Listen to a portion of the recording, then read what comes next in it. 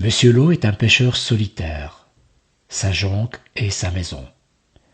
Il est triste, cette année le poisson est rare, il passe ses journées à attendre.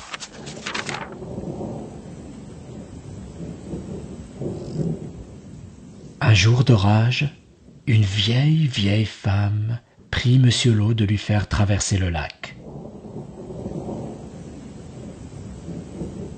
Une fois sur l'autre rive, elle lui dit « Merci, pêcheur. Voici quelques graines qui te porteront bonheur, car elles viennent de la gueule d'un dragon. » Le soir venu, Monsieur Lot plante délicatement les graines.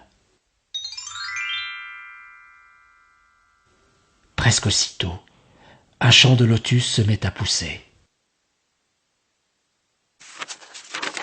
La nuit même, Monsieur Lot est réveillé par une douce mélodie qui semble venir des fleurs. L'une d'elles brille étrangement dans l'obscurité. « Liane, liane !» chante le lotus. Et soudain ses pétales s'ouvrent, découvrant une petite fille. Elle se réveille et se met à virevolter dans les airs. C'est Liane. « Change !» dit Liane en touchant la jonque de Monsieur Lot du bout de son lotus magique. Et la jonque se transforme en un magnifique bateau laqué rouge. Il suffit que Liane effleure la table et aussitôt un repas somptueux apparaît. Elle effleure Monsieur Lot et ses vêtements de coton deviennent un habit de soie aussi beau que celui de l'empereur. Chaque soir, à la même heure, Liane s'éveille, sort du lotus et fait apparaître tant de poissons que Monsieur Lot peut les partager avec tous les habitants du village. Mais à minuit, sans faute, elle doit retourner dormir dans le lotus.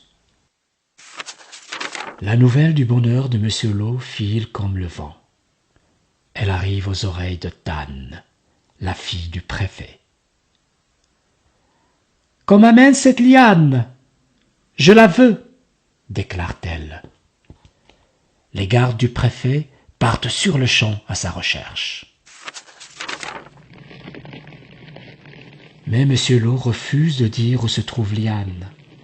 Alors les gardes se déchaînent.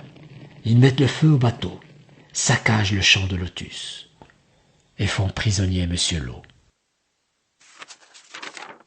À son réveil, Liane est seule au milieu du désastre. Mais elle sait qui aller trouver.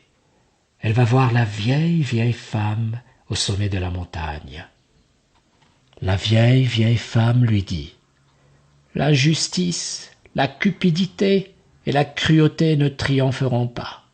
Sèche tes larmes, va et sauve Monsieur Lot. » Liane court jusqu'à la demeure du préfet. Aucun garde, aussi terrible soit-il, ne peut l'arrêter. « Tu veux libérer Monsieur Lot ?» dit le préfet. « C'est très simple. Prends ton lotus magique et transforme tout ce qui est ici en or. » Liane obéit. Du bout de son lotus, elle touche tout ce qu'elle voit. Elle fait même apparaître des bijoux. Le préfet est fou de joie. Mais pour sa fille, Tann, ce n'est pas suffisant. Elle tend la main pour s'emparer du lotus magique. « Non !» crie Liane. « N'y touche pas !» Mais c'est trop tard. À peine Tann a-t-elle effleuré le lotus qu'elle se change en or et devient aussi immobile qu'une statue. « Ma fille !» s'écrie le préfet. « Liane, je t'en supplie, rends-moi ma fille !»« C'est impossible, » dit Liane tristement. Tann a touché le lotus. Le charme est rompu. Ma fleur n'est plus magique. Le préfet est désespéré. Il laisse partir Liane et Monsieur Lot.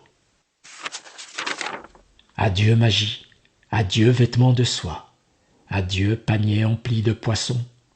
Il faut reconstruire un bateau et pêcher de ses mains. Mais Liane est désormais une vraie petite fille. Elle ne vit plus dans une fleur. et elle est heureuse de grandir auprès d'un père qui s'occupe d'elle.